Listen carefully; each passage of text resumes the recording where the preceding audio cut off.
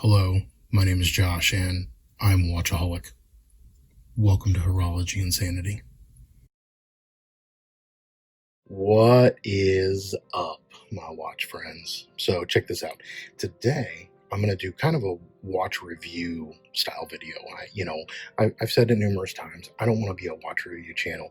There are really, really great channels already doing that kind of thing. And, that's not what I want to do.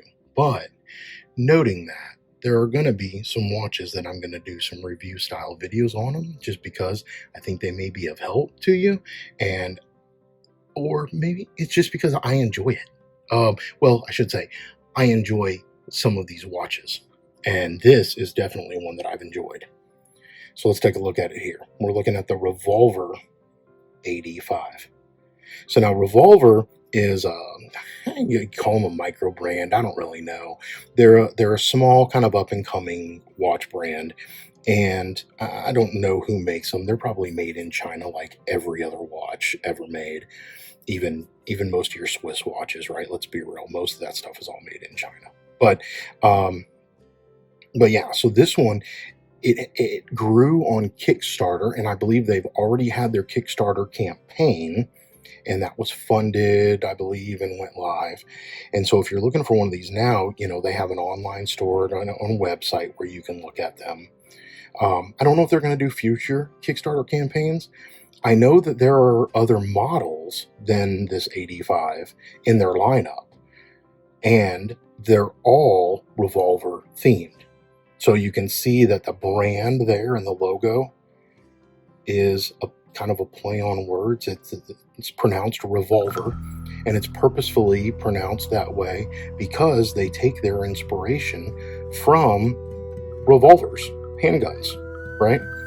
And so I think it's pretty cool. Once you mention it, when you think about it that way, you look at this dial and you go, oh, yeah, that is the, cylinder of a wheel gun. It's funny.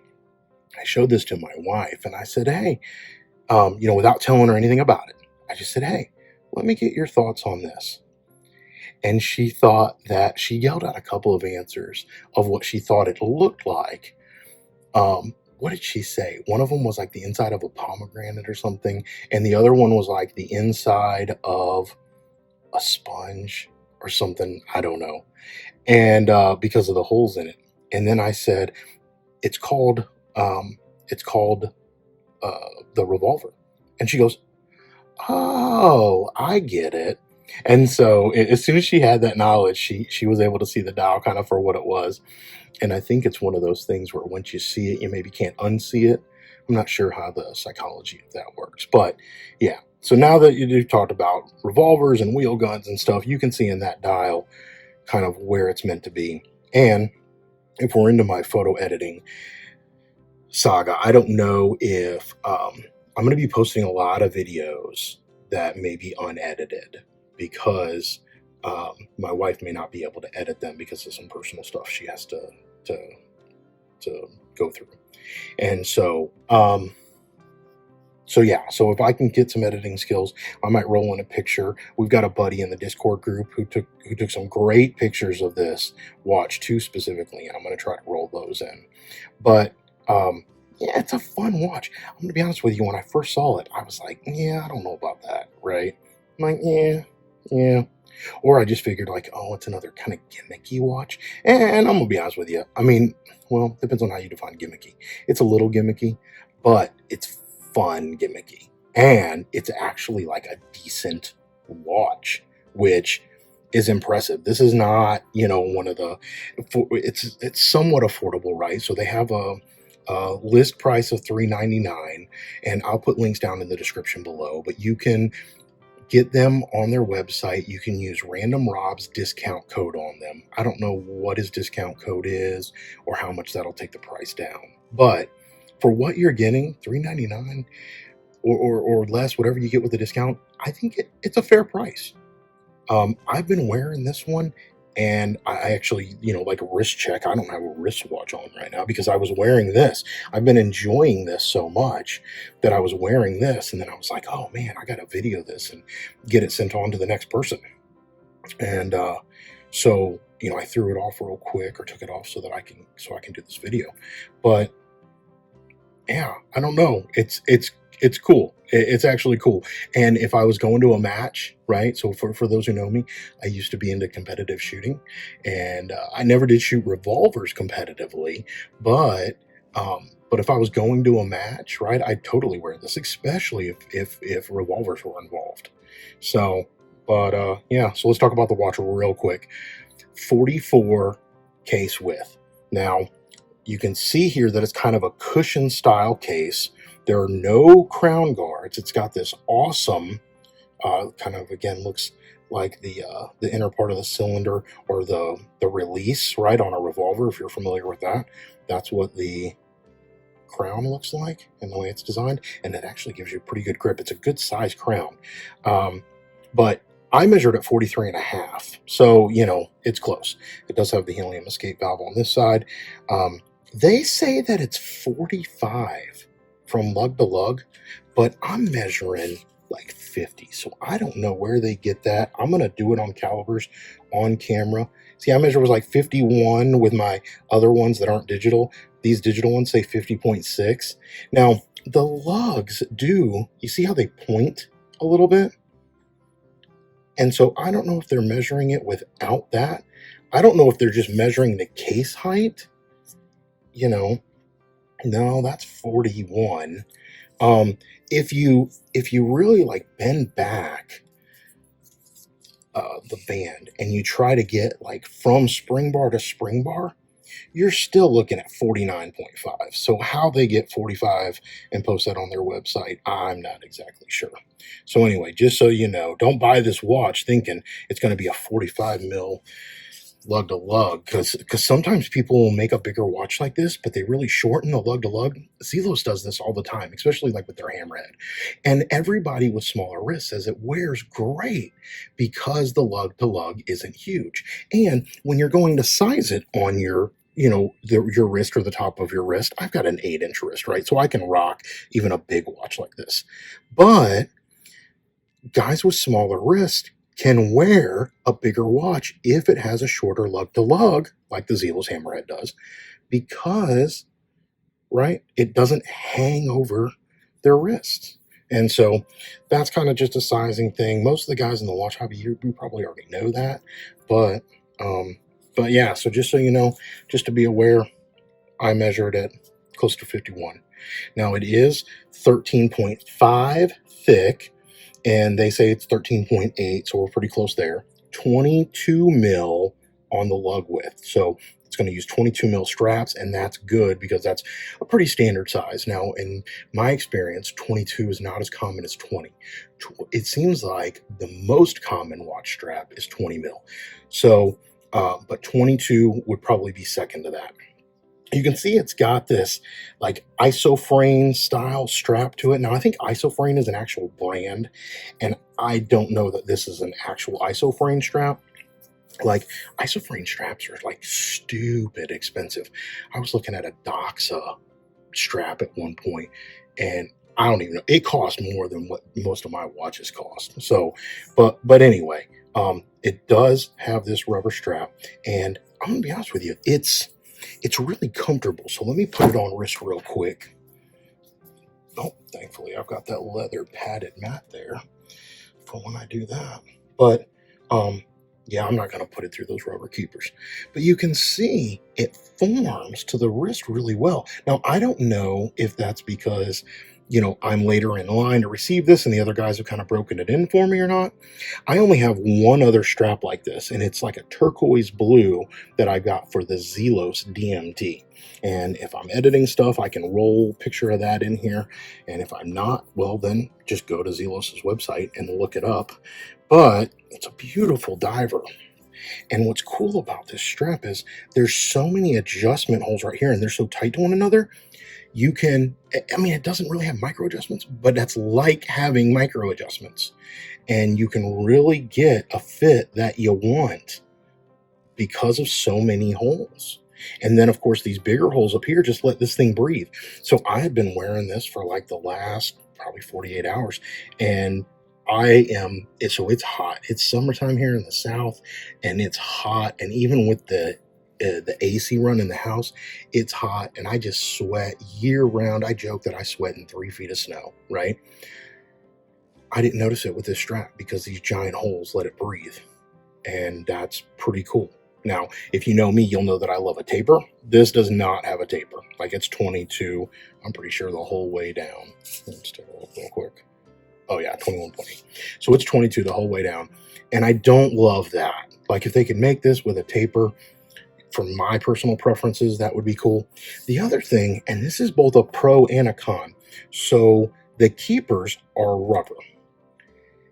The pro on that is that when you set your wrist down, it's not clanging on a bunch of stuff. Like if it was a metal keeper, Casio puts metal keepers on some of their higher end G-Shocks with rubber straps. And some people get annoyed by that because anytime you set your wrist down, you do your desk diamond, you do whatever you're gonna do, it clinks.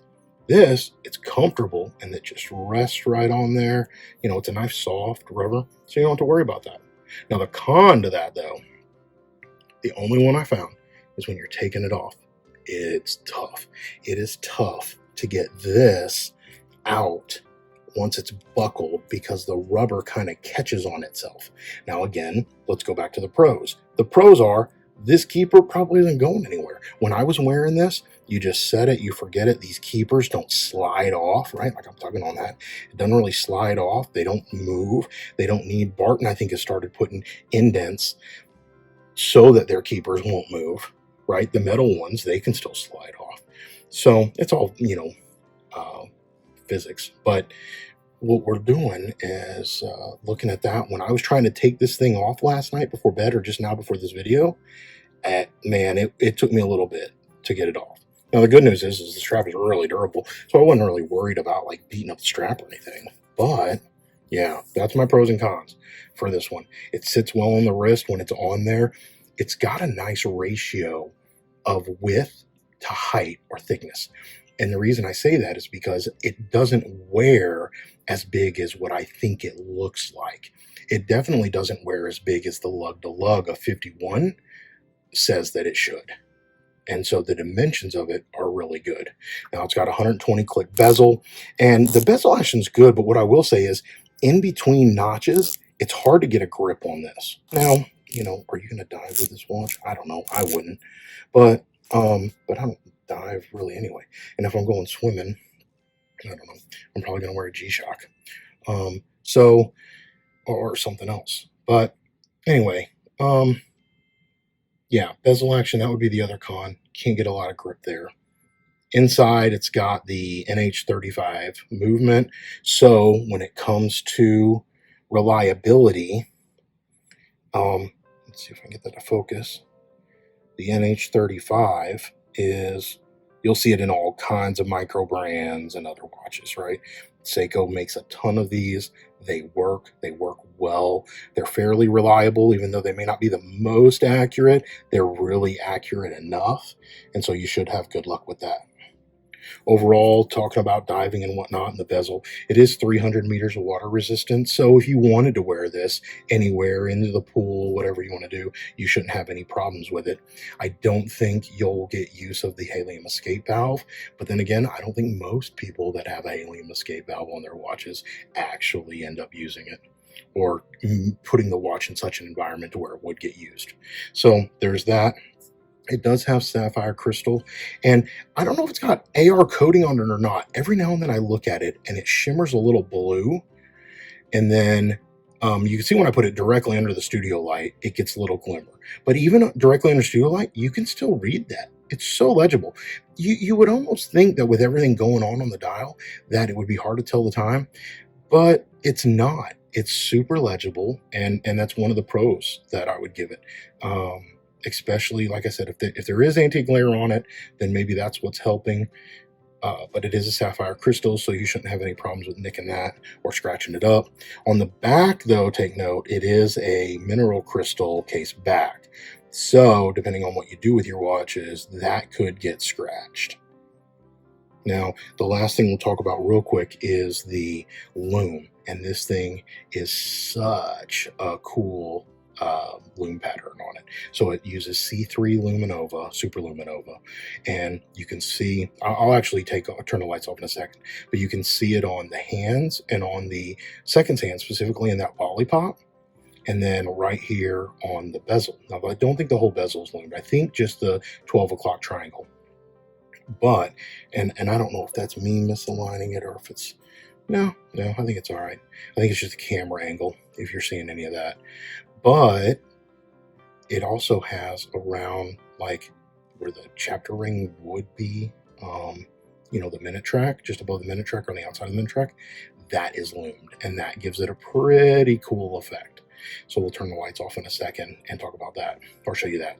Now, the last thing I want to do though is I want to talk about, you know, I don't want to end on a negative note. Well, I'm in on the loom. So second to last note, which is kind of a negative. For the size of this watch, I find that I like cushion case watches, but usually I like cushion case watches because, well, one, I got a big wrist, but two, they offer usually a larger dial. And I like the look of that. So what I'm going to do is I'm going to bring in shot real quick this Parnis hand wound that I have. And you can see the case dimensions on it are very similar. And they're both cushion case. But you can see the difference because the Revolver on the left has the diver's bezel included in it. That the Parnis on the right, not having that, can really give you a bunch more dial space. And they've really pushed those hands out to just give the overall aesthetic on the Parnis a very, very, very different look than what you get with the Revolver. Now, does this truly hurt the Revolver? I don't think so. I don't think it's a massive con. I don't think it's something that should dissuade anybody from wearing this watch or getting it. I've enjoyed wearing it. But I will say that in general, if I had these two side by side, I'd wear the Revolver if I was going to a match, like if it was theme appropriate. But if I just had to grab one of the two watches, I'd probably go with this Parnis, and I love this Parnis watch, mainly because, let's look at that case back. The hand wind, right, which is just beautiful. Can I get that to zoom in? There we go. Absolutely beautiful. And this thing is one of the most accurate watches that I have, believe it or not. But anyway, that's where we're at on that. So with that, the Parnis doesn't have lume. We'll set it down. I don't know if it needs it or not. My studio lights are charging it up, but I'm going to give it a little blast just because of the effect. Oh, you see, you're even seeing a little bit of it there already. And we'll end on a lume shot. Remember, my friends, until we talk again, what really matters, and that's not watches. Keep the insanity sane, my friends.